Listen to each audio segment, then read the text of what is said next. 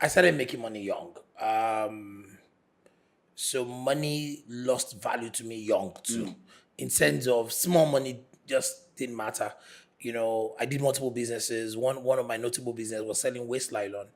There was this How old factory, were you when you did that? 12, 13. Waste nylon, selling waste nylon. Do you remember how much you were making then? Oh, 200 naira, 300 naira, but it was enough to be a big boy.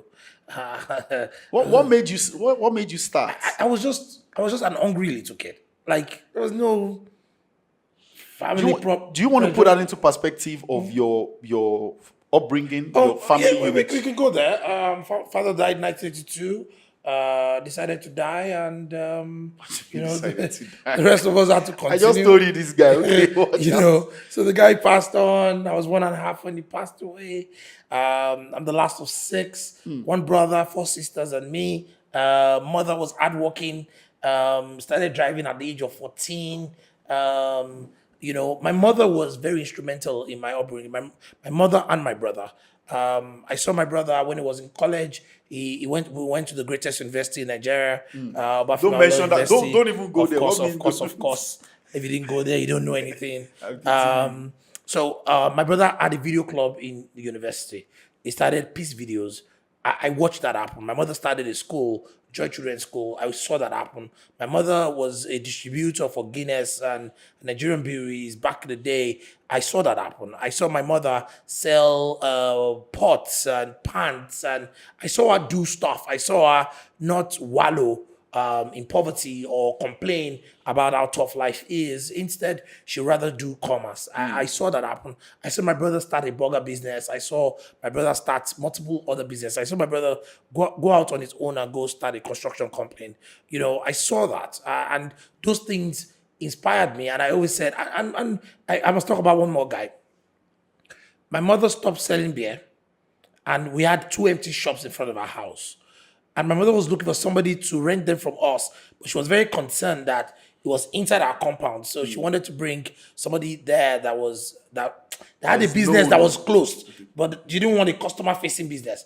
And this guy, an Igbo man, his name is Undukwe Ajala Oso. Still remember his name? Yes, very well. Are you still in contact with him? Yes, very well. He's the owner of Soulmate.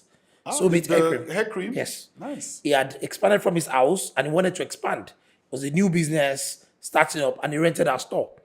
And I saw that man start from 1 shop to 2 shops to the front of the house to taking the backyard to the point where my mother said, okay, now you need to go buy your own land and build your own thing. And my mother helped him do that. But I saw him trade and start business. I was his first employee. Technically as a young man, I'll go there and then go work with him.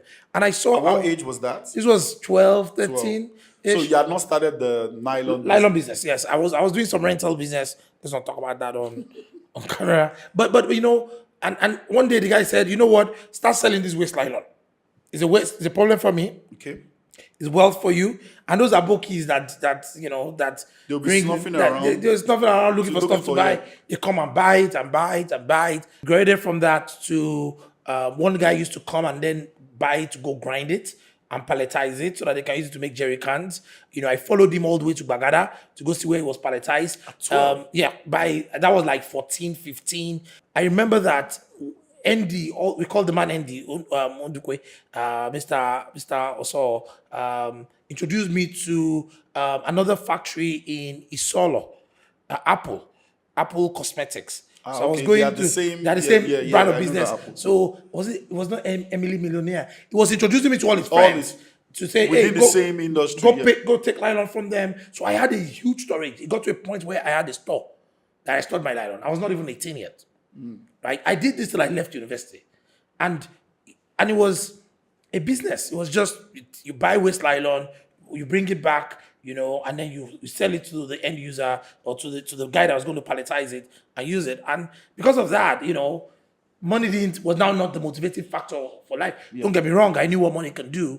Then I used to go to water parks by myself and do stuff for myself. All by yourself? Yeah, because I could afford it. I used to go to Murphy's Burger in Allen Avenue. If you grew up during our time, you know all these places. Allen Avenue was popping up then. I remember where TFC started. Yeah. I didn't need to go steal to go to TFC. I could afford it from the business that I did. I love the crispy chicken at the beginning.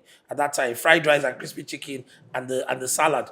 They used to have this lovely salad. I can't remember the name now. But again, those were things that I could afford.